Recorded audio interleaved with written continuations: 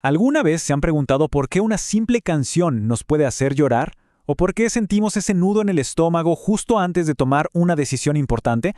Bueno, hoy vamos a meternos de lleno en el increíble mundo de las emociones. Queremos entender no solo qué sentimos, sino por qué lo sentimos, y sobre todo, cómo es que gobiernan casi toda nuestra vida. Y es que, si lo pensamos, siempre se las ha pintado como las villanas de la película. Como una fuerza salvaje, caótica, que siempre amenaza con hacer que nuestro tren de la lógica se descarrile. La idea que nos vendieron era clara. Para ser personas racionales, teníamos que mantener a raya nuestras emociones, casi como si estuvieran encadenadas. En nuestro análisis de hoy vamos a hacer un recorrido bien interesante. Primero, vamos a ver de dónde viene esa mala reputación. Luego, cómo la ciencia salió en su defensa. Después, cómo se intentó ponerles orden. Veremos también lo que un famoso y extraño caso médico nos enseñó. Y finalmente, el poder de una emoción que, créanme, compartimos absolutamente todos los seres humanos. Entonces, vamos por partes. ¿De dónde salió toda esta mala fama? La verdad es que esta pelea entre la mente y el corazón no es nada nueva.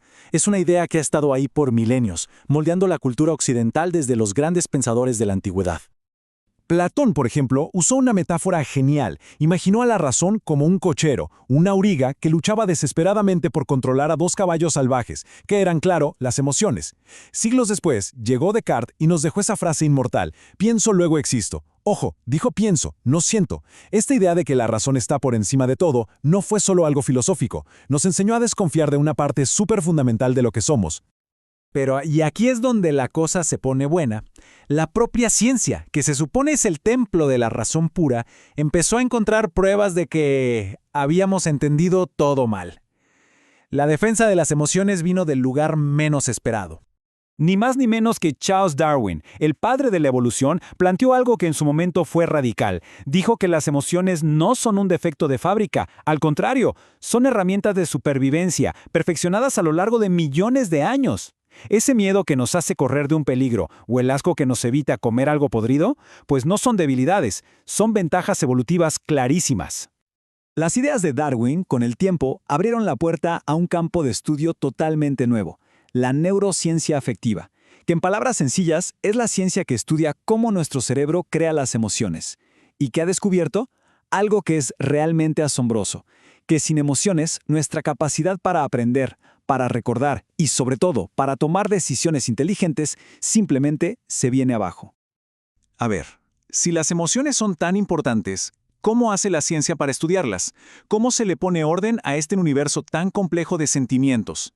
Para un científico, una emoción no es solo sentirse triste.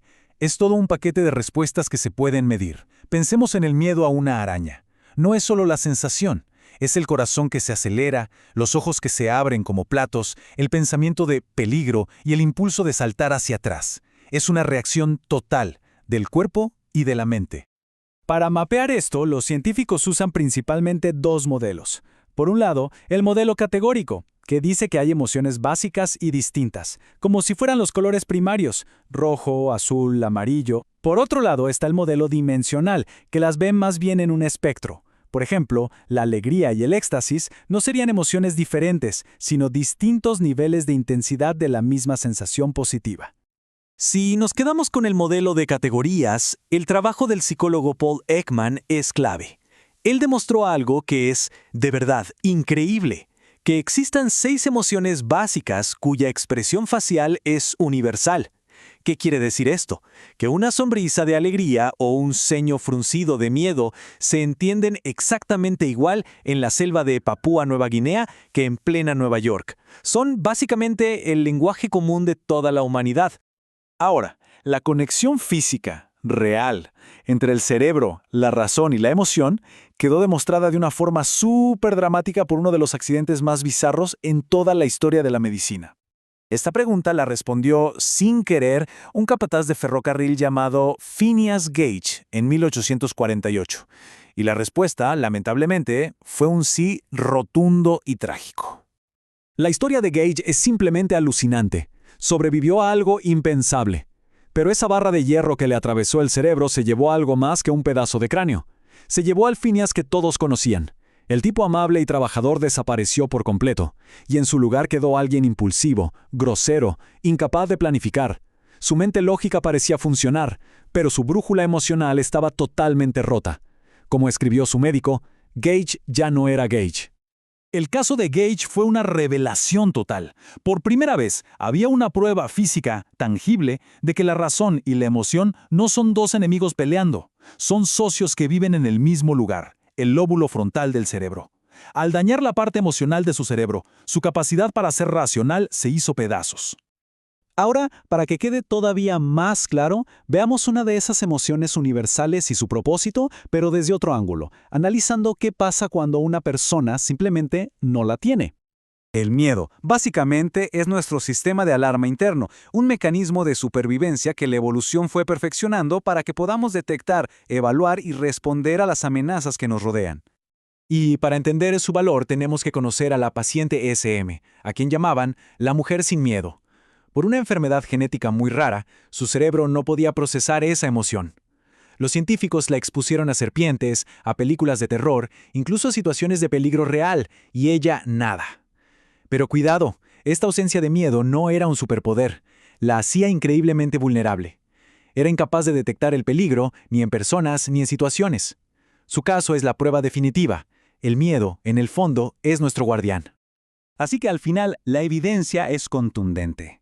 Esa vieja idea de que las emociones son un error, un bug en nuestro sistema, está totalmente equivocada. No son obstáculos para la razón, son sus guías, son sus socios indispensables. De hecho, podríamos decir que pensamos mejor gracias a lo que sentimos. Hasta ahora hemos explorado las emociones que, literalmente, nos mantienen con vida.